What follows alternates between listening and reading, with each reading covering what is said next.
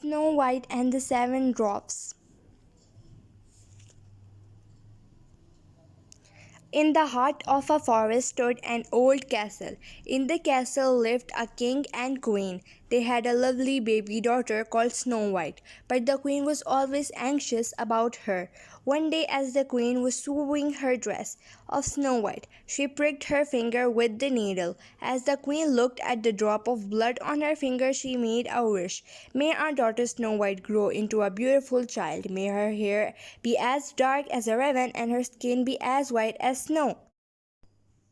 Snow White did indeed grow into a very lovely child, but sadly the queen died when Snow White was still very young. Later the king married again. The new queen was beautiful but vain. She was also wicked and had been once a witch. She had a magic mirror which she often asked, "Mirror, mirror on the wall, who is the fairest of us all?" The mirror always answered, "You are fairest, my queen."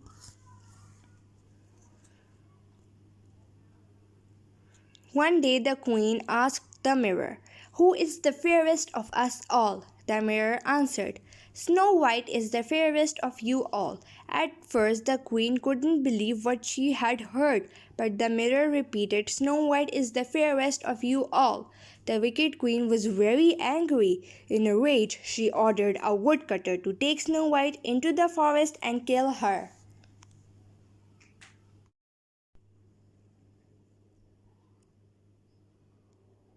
Fortunately, the woodcutter was a kind man. He had no wish to harm a hair on Snow White's lovely head, so he told Snow White to run away and hide from the wicked queen, and never to go near the palace again. After saying goodbye to the woodcutter, Snow White walked through the forest. She walked and walked until she was a long way from the castle. On her journey, she made friends with the animals. The birds brought her berries and nuts to eat, but as the day wore on, Snow White grew worried. She didn't know where she was going to shelter for the night. As it grew dark, Snow White felt very tired. She was just about to lie down beneath a tree when she came upon a tiny cottage.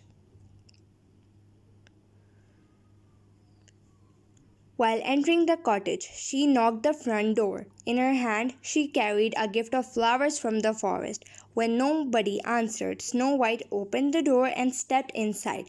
She entered a small room. Around the table were 7 little chairs and stools. Upon the table were 7 little cups. "Who can live here?" wondered Snow White. So, Snow White wanted to sit down, but most of the chairs seemed too small. She didn't know what to do, so she went into another room and found a small bed. I do hope no one will mind if I lie down here," she said. She didn't know that the little cottage belonged to 7 dwarfs. As she lay on the bed, some of her animal friends came to her company, but very soon Snow White was fast asleep.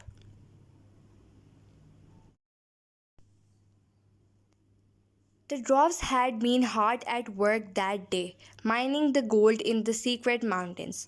As Snow White slept, they were marching home for tea. The dwarfs were friendly with the animals, but when a rabbit came to tell them that they had a visitor called Princess Snow White in their house, the dwarfs didn't believe him, as this was a very surprising thing for them, that a princess in their house. So, when the dwarfs arrived back at their cottage in the forest, they had a great surprise. The rabbit had been telling the truth. They did had a visitor, and her skin was white as snow. The dwarfs just stood and stared at the beautiful princess. For a time, no one spoke. Snow White began to wake. "I must be dreaming," she cried as she opened her eyes and saw the dwarf standing there. "Don't be afraid," said the eldest dwarf. "We will not harm you. Tell us what has brought you to our home in the forest, and we will try to help you." Snow White told them their story. "But," she said, "that my stepmother wants to kill me. I walked through the forest all day looking for somewhere to rest, and finally I found your cottage. Please will you help me? You must be Princess Snow White." said one of the dwarfs. "Don't worry, we will shelter you from the wicked queen and take care of you." So they helped Snow White with providing her shelter and food and a place to live. The seven dwarfs built a chair and bed specially for Snow White and brought her little gifts carved from wood and stone. In the evenings, they all sat from the fireside and the dwarfs told stories. In return for their kindness, Snow White cooked for them and kept their cottage clean and tidy. After a time, Snow White forgot her fear of the wicked queen.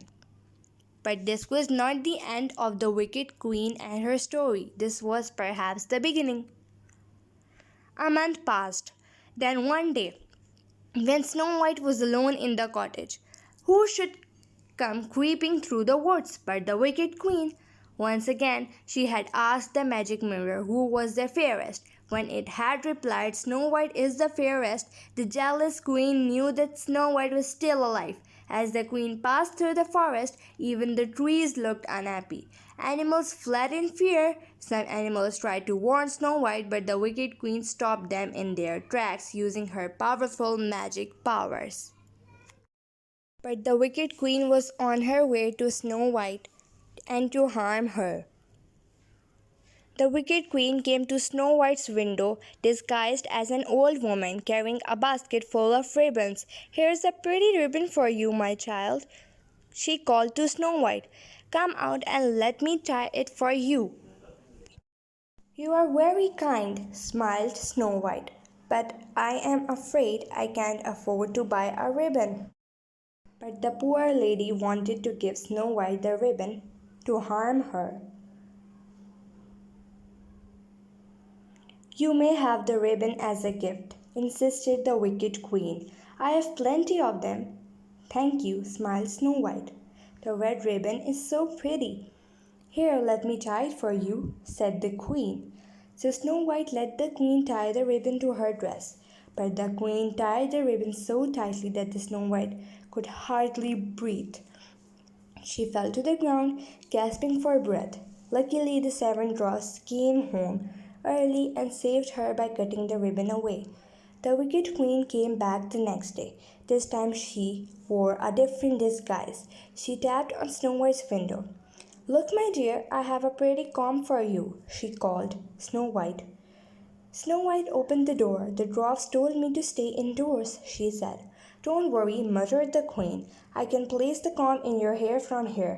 So saying, the queen placed the comb in Snow White's hair. But the comb was poisoned. As soon as it touched Snow White's head, she fell to the ground, while White collapsed on the floor, dying. But the eldest dwarf saw the strange comb in her hair and grew suspicious. As soon as he removed the comb, Snow White quickly recovered. "The comb was also poisoned," he said. "You saved my life again," said Snow White, smiling. "How can I ever thank you all?" "We told you not to let anyone inside or go outside. Then why did you do that?" "She came indoors," said Snow White. The next day, before the dwarfs set off for work, the eldest dwarf gave a warning again to Snow White. "The wicked queen is sure to know that you are still alive, so you must be very careful. If any strangers come to the cottage, you must not speak to them. Keep all the windows and doors locked, and let no one in." Snow White promised to be careful. The dwarfs set out for work in a happy mood, thinking that Snow White would be safe now. But the wicked queen came back, this time disguised as an apple seller.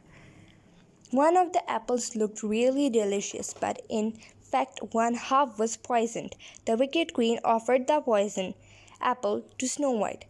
"Thank you," smiled Snow White, "but I'd rather not eat it." "Why ever not, my dear?" cried the sly queen. "There's nothing wrong with it. I'll take a bite myself to prove it to you." The queen took a bite from the good half of the apple. Then she handed the apple to Snow White. "Take a bite from the other side, my dear.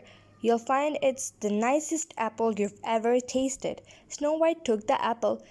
"Thank you," she smiled. "I love apples, and I'm sure I'll eat it full."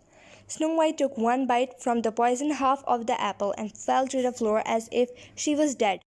The animals went to fetch the dwarfs, who hurried home as fast as they could. They used all the herbs and medicines they knew to try and cure Snow White, but this time Snow White did not recover. She just lay on the ground, silent and unmoving. "She is dead," said the eldest dwarf at last.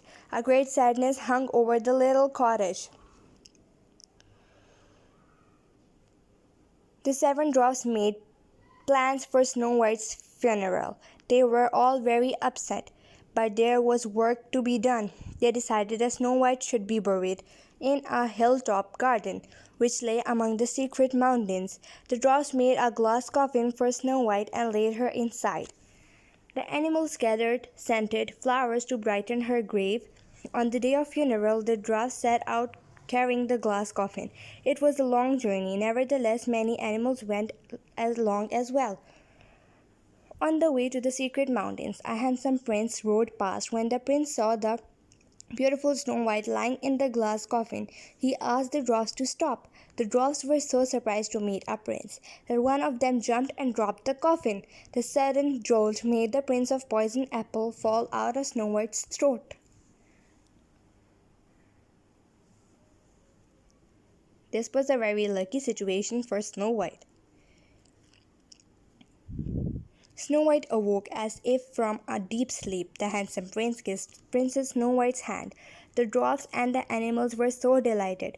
What started as a funeral procession became a wedding between the prince and the dwarfs' beloved Snow White. All the funeral situation became a very wedding feast for the prince and the princess Snow White indeed, and the dwarfs as well. So what happened next is, to celebrate, the seven dwarfs brought the gifts of gold and silver from their mine in the secret mountains. The animals came to the wedding bringing fruit and flowers, and Snow White and the prince had a very happy life together. As for the wicked queen, well, she no longer looked into the magic mirror. All her wicked deeds had made her very ugly indeed. So, this is at last the end of the story Snow White and the Seven Dwarfs.